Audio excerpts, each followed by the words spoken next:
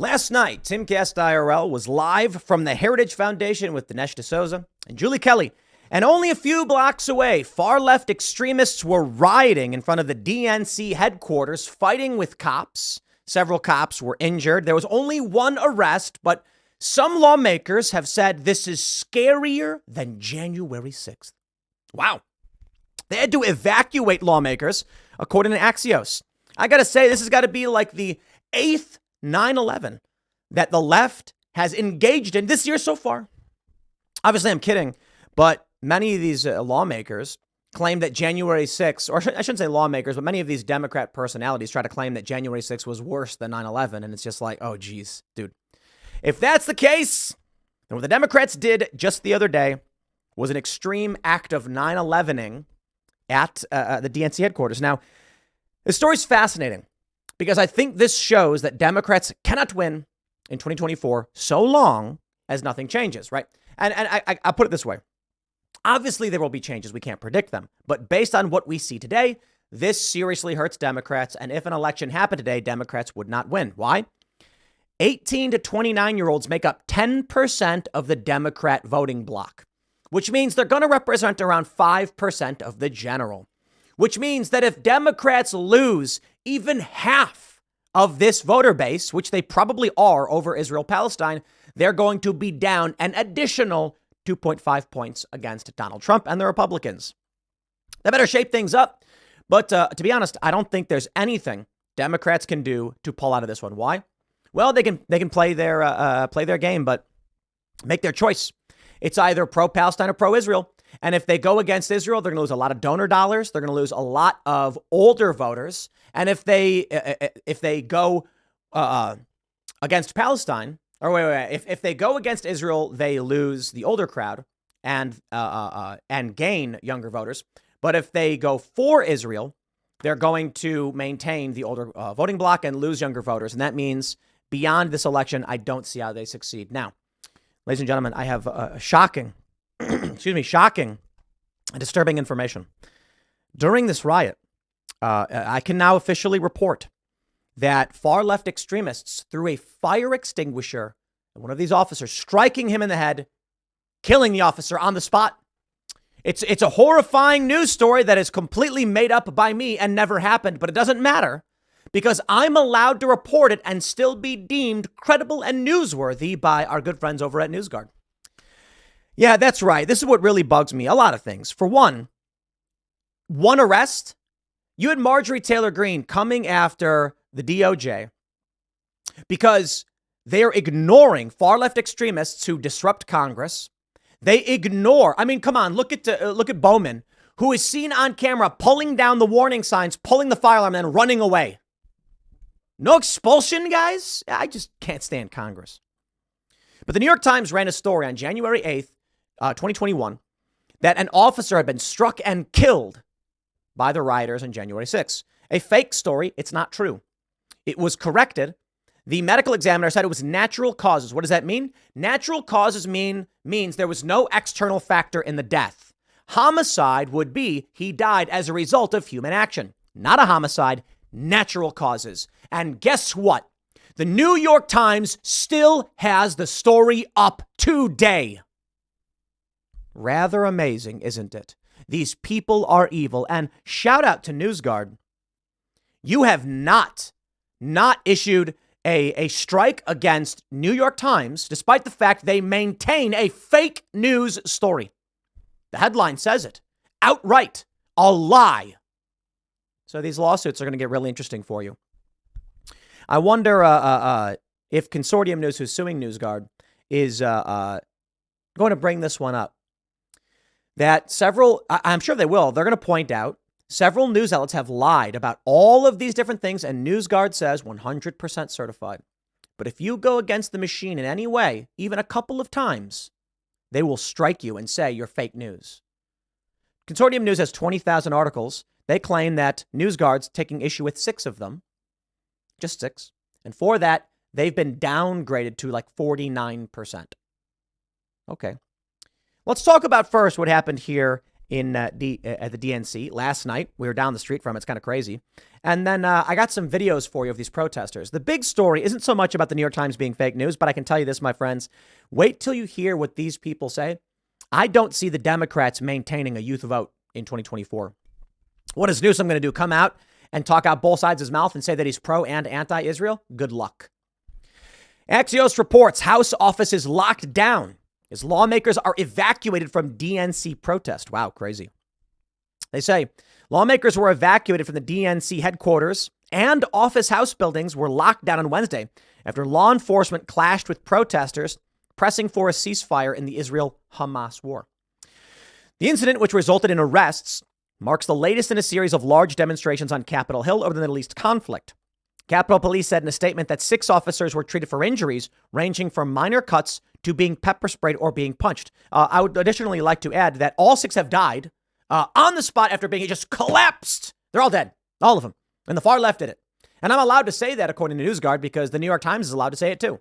Okay, in reality, that's not true because we care about truth and not about politics here. The officers suffered minor injuries. They're all fine.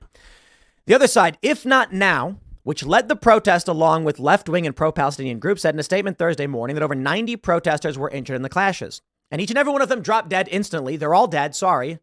Okay, I'm kidding. You get it. The group said protesters were pepper sprayed, pulled by the hair, hit with police bikes, choked, shoved against walls, and pushed downstairs. And I got to tell you, my friends, I don't care. I don't care. Maybe if this group or any of these people actually cared about what's going on with J6ers and, maybe then I'd care. But I just don't. And I'm not saying these individuals are anti the J6ers or anything like that. I'm just saying I'm not interested in engaging with leftists who are on the side of those who have advocated for multi-decade sentencing for people like Enrique Tarrio, who wasn't even there. So I'm not interested. You want to fight with cops, fight with cops. But you'll go to jail for that. And you should. That includes J6ers. The goal was to block the door in nonviolent civil disobedience. I'm fine with that. You still get arrested, but, slap on the wrist. Adding the demonstrators' refusal to comply with orders from law enforcement prompted the most brutal police response I've ever seen. Oh, please.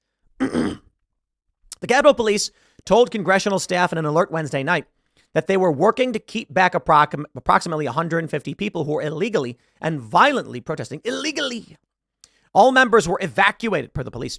A subsequent alert warned staffers that entering and exiting the nearby House office buildings was prohibited due to significant demonstration activity. When we were leaving Heritage Foundation, we did see a group that looked like they were protesting, and it was totally unrelated. There were cops surrounding them. I don't know what they were doing. It was nearby, too. House offices were reopened a short time later after police said the protest had dissipated. One House Democrat who was present told Axios, "It scared me more than January 6th. Oh, baby. I love it. Recounting that they were told to leave and return to the Capitol when police told them not to exit. Someone sent out word for people to come back, and police said it's not safe. You mean that the far left extremists are scarier than the J6ers? Wow. The lawmaker said that they and all their colleagues were evacuated safely. Rep. Brad Sherman said he was also present, posting on X, thankful to police officers who stopped them and helping me and my colleagues to safety. To the protesters, please don't do something irresponsible, said Sean Kaysen from Illinois, who was also at the DNC at the time of the protest. Blah, blah, blah, blah, blah. Okay, how about this? We got a video here to play for you. You want to understand the position of these far left extremists? Yeah, I'm going to play this clip, and I think then you'll agree with me that the Democrats are in serious trouble. Here we go. We're outside the DNC. We're outside the Democratic Party headquarters because this party claims to be on the side of life and peace and equality. And we're saying that we want them to live up to their values and oppose this horrific war and call for a ceasefire now. And we're being responded to by the police shoving anti-war activists down the stairs, shoving peaceful protesters back with their bikes. And because our party that 80% of us want a ceasefire, would rather beat up protesters. Hold on, should we continue? One second. So that's an arrest happening. Actually, it might not even be an arrest. And I want to stress this too, because YouTube gets all, is that it?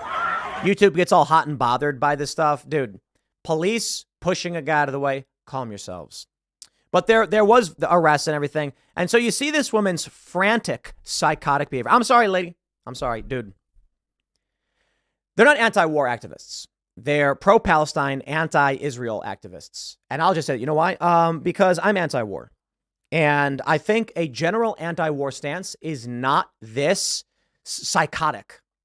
Sorry. Look, man, I like the anti-intervention crowd. There's an overlap between the anti-Israel crowd and the anti-war crowd. And I've talked about it. I don't trust them. I'll say, look, man, America should secure its borders, should fix its infrastructure, and stop wasting money on foreign conflict that has nothing to do with us. I know it sort of does because of U.S. involvement in multiple wars in the region, but it should not, and we shouldn't be there. We should be helping Americans. And they go, you're totally right. Yeah. And then Ukraine happens, and they're like, yes, more weapons for Ukraine. And you're like, wait, hold on. I thought you were anti-war. No. Many of these leftists and liberals sell it. Look, man, shout out to our good friend Hassan Piker, who, when I made a video saying he was correct about Mr. Beast and being critical of the system itself, he was saying, like, Mr. Beast was curing blindness and doing cataract surgery. And he was like, why can't we do this? Like, why are we spending? And I said, the military industrial complex is wasting your money. Let's fix people's blindness. And we shouldn't be sending $100 billion to Ukraine. And he laughed and said, oh, he's saying that Ukraine just got to be on your own, dude. You're going to be on your own. Oh, man. I didn't explicitly say, yes, give money to Ukraine, but he insulted me for saying we should not be funding Ukraine. So when you come to me, leftist, and say we're anti-war, no, you're not. You hate Israel. Shut up. You're decolonizing. You're decolonizers. That's the only thing you care about. You would love it if the U.S. went and bombed a bunch of other countries so long as it aligned with your views and your values. Giving $100 billion to Ukraine, spare me. Now, I'm not saying every person calling for a ceasefire believes that. I'm saying I don't trust those people specifically. So forgive me if I'm not going to back you on this one. I will, however, agree with we shouldn't be funding a lot of these wars. Brianna Morello says, I've reached out to D.C.'s U.S. Attorney Matthew Graves' office to gain some insight on their plans to prosecute these violent protesters. I'll let you know when I hear back. She asked, Capitol Police had 150 were illegally and violently protesting outside the DNC. How many of those individuals were charged? How many of those individuals in your team requesting be held prior to their trial? How many of these individuals will the DOJ seek terrorist enhancements for prior to their sentencing? As always, looking forward to hearing from you. You know they're not going to. The news that we have from ABC is that there was one arrest. One. It's funny. We get these warnings like, hey, be careful when you're leaving. You're in D.C. There's riots going on. It's like, yeah, we'll be fine. We're not super worried about it. One arrest. Regular people have to live in fear of these leftist psychopaths. But you know why? The media, the police, they're on their side. Cops are leftists. I'm going to say it again. I want everyone to hear this. Police officers are leftists. Why? They're the banality of the leftist communist BS. These cops, they may arrest them, but they go light. Where are the raids on, where are the federal raids on Stop Cop City extremists? Oh, sorry. It's state level. Interesting. Where are the federal raids on the people who planned the occupation of the Capitol just recently? Just Marjorie Taylor Greene brought it up. Nothing.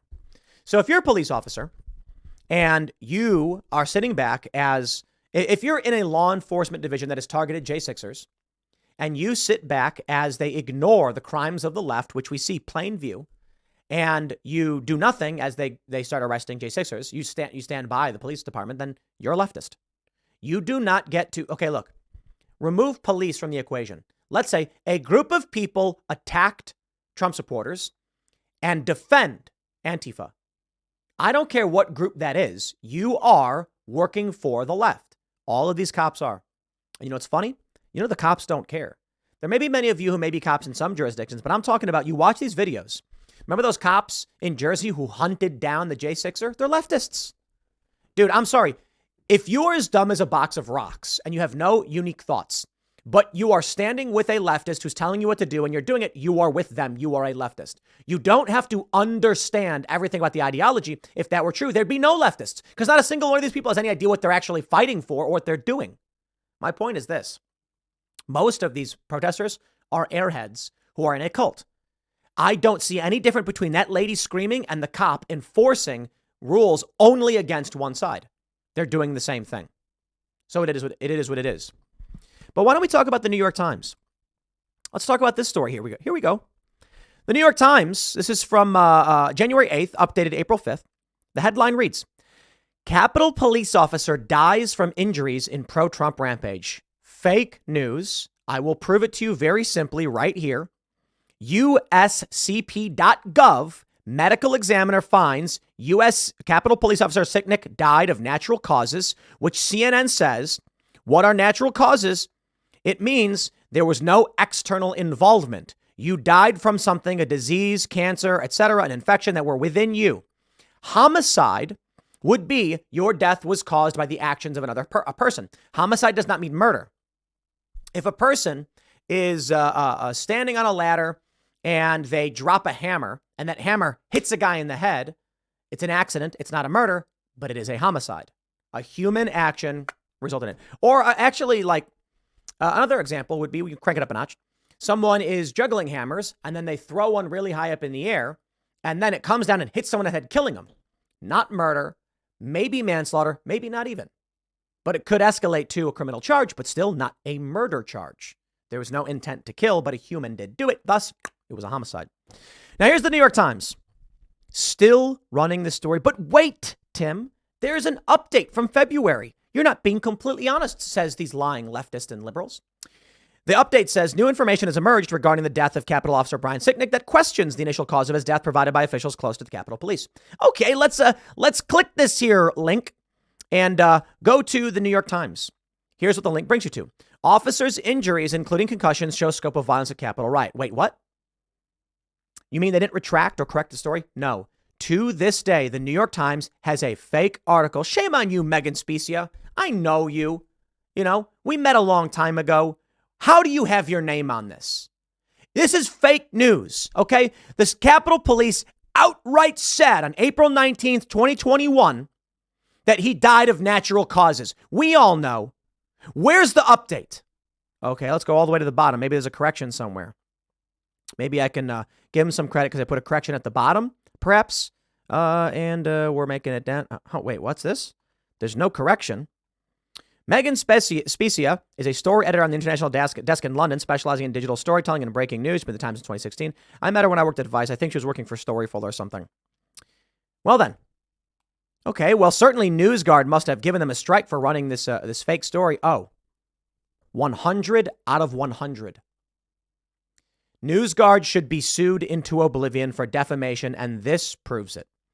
The story from the New York Times is provably and discernibly false, and we all know it. The New York Times has never corrected, never taken it down, and NewsGuard has taken no action against them. Yet they want to combat Revolver. They want to come at the Daily Signal. They want to come at Consortium. If you're anti-war, if you challenge the government, strangely, NewsGuard says you're fake news. That's weird. Oh, what's that? According to Consortium News in their lawsuit, the Pentagon contracted NewsGuard. Oh, okay. This is absolutely, absolutely evil. And this is the case against the New York Times right here. Updated April 5th, 2021. Okay. Well, on April 19th, 2021, medical examiner. This is the government website for the Capitol Police. They accept the finding of DC's Office of the Chief Medical Examiner that Sicknick died of natural causes. It does not change the fact that he died in line of duty. Why? He was in his office when he collapsed and died. It was not due to injuries. Natural causes means, I believe he had a stroke. People were arrested for assaulting him. Totally fine. But there was no fire extinguisher. Here's the original story, the archive. Capitol Police Officer dies from injuries in pro-Trump rampage. Here's the new headline. Oh, wait. It says the exact same thing. They never changed it. Despite the fact the story is provably false, the New York Times maintains the lie. So by all means, how about this? How about Timcast.com run a story that says DC Metro Police Officer dies from injuries sustained in pro-Hamas rampage? And then I will send that story to NewsGuard and say, I demand you certify this story as true and correct. Well, because we want to operate on the same standards that the New York Times does. And despite there being proof that the New York Times is wrong and the story is false, there seems to be no issue here. It's hierarchy. That's the name of the game. It's not hypocrisy. It's hierarchy. If it fits their narrative, they'll run it. It's a lie. Doesn't matter. They'll run it. Share this story with people who don't believe it. I can show you this, and it's right here. USCP.gov, United States Capitol Police.gov, natural causes. They're lying to you. The New York Times is lying to you. And about how much more? Vivek Ramaswamy on the debate stage made an excellent point. He called out the media that was moderating the debate and said, what about all the Russiagate lies? And they smiled and said nothing. And he said, answer the question. They didn't. And he said, Democrats would never let Greg Gutfeld moderate a debate. Yep. It is a disgrace. Ronna McDaniel should resign. She is a Democrat. And you know what, man? It is just so insane. Look, you know why I haven't really tweeted much about it? Because I don't care for the Republicans. I don't like the Republicans, so it is what it is. But I'll say it now. It is laughably obvious. Ronna McDaniel should resign over that debate and over all the failures. I saw this tweet, I think it was from Charlie Kirk, where pollsters are calling donors and voters saying, will you participate in the upcoming elections and will you donate? They say, no, not unless Ronna McDaniel resigns. Well, there you go, my friends. This is the machine. Last night, violent riots from the left, Antifa's torching vehicles in Atlanta. And where's the federal action? Yeah, it's not hypocrisy, it's hierarchy. The federal government, these leftists, they're aligned. They are together. They're like, you wouldn't ask. It's like, hey, how come the guy on the Cowboys didn't tackle his own quarterback? And you're like, well, that doesn't make sense, does it? You wouldn't. Okay, now you get it. I'll leave it there. Next segment's coming up at 4 p.m. on this channel. Thanks for hanging out, and I'll see you all then.